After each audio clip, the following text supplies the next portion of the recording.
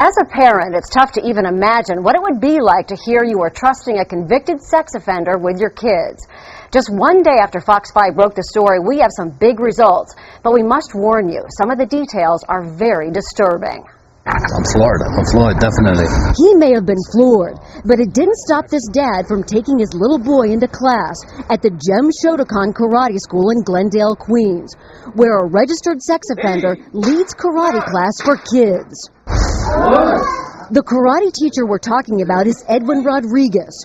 Fox 5's John Dutzman was the first to expose his dark past. Somebody brought to our attention that you're a registered sex offender. And you're running this school, and they're concerned about it. Well, I'm helping my wife out with the school here. I am not, I don't know what to tell you. You know, it's just circumstances that happened. John's investigation revealed Edwin Rodriguez is a level 2 registered sex offender, convicted 9 years ago of sexually abusing an 11-year-old girl. The criminal complaint spells out what the girl told police. While she struggled, he forcibly kissed her, fondled her, and stuck his finger in her private area. You understand why people are concerned? Understandable. Perfectly understandable. He spent 6 months behind bars and 5 years on probation. For the rest of his life, he must register where he lives with the police. We vow to show respect to the school. But he doesn't have to tell anyone what our undercover video exposed.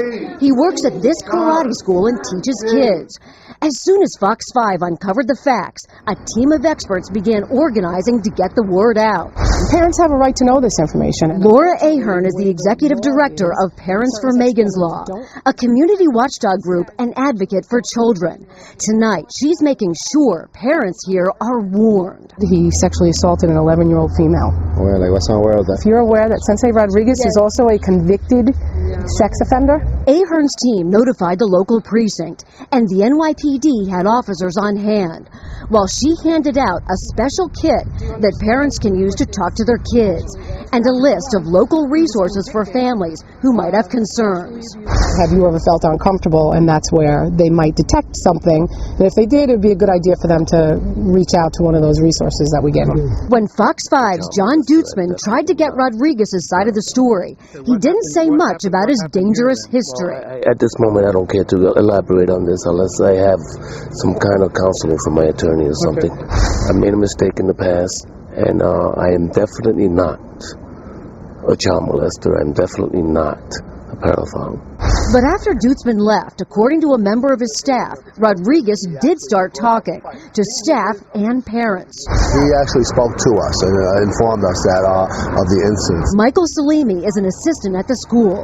He came outside when he spotted us talking to parents. What he did tell me was that it wasn't anything, you know, like what he pled guilty to and what actually transpired is not the same, you know, the same thing. He never came across as being a sexual predator. How did he describe what happened here? Well, he didn't go into detail, but it was some situation where the girl something in an elevator, or you know, but he was trying to break up an argument between her and a friend or something like that. There are some parents who don't fully understand the depth of what's been said and what's really happened. So we're really concerned for those parents who don't believe it. Ahern and her team tried to talk to every parent before they walked into the school. Despite the news, everyone we saw still brought their child into class. Some refused to even stop to hear what she had to say. Would you like to see the notification? While there are laws against registered sex offenders like Rodriguez working in the school system, or in daycare, and even preventing him from driving an ice cream truck, there is no legislation that covers karate schools, so Rodriguez teaching here doesn't break any laws. Laura Ahern calls it a loophole in the law. So hopefully we'll have that law put into place, and then somebody like this person will never be able to work with minors in New York State. Just today, as a direct result of Fox 5's investigation, some New York State senators introduced a bill. If passed, it will prohibit registered sex offenders from working with children in any position. And that would include coaches, lifeguards, even toy stores on a paid or volunteer basis. Sex offenders have the highest rate of recidivism compared to any other violent felon released into the community. And what makes this guy so dangerous is that truly if he did do this in his past and he wanted to avoid any controversy, he wouldn't be working with children. Okay, we need to stress there's no evidence that we know of that Mr. Rodriguez has done anything to the kids in the school.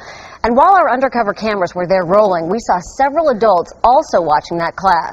After last night's story aired, some parents reached out to Fox 5, and Ahern's team is meeting with anyone who had kids at the school. To find a link to the database listing registered sex offenders, just log on to myfoxny.com. Plus, you can get a first look at that new bill, and Darian Ernie Ahern has lots of advice on how to talk to your kids. It's all on our website. Very important info. Thank you, Andrea. Sure.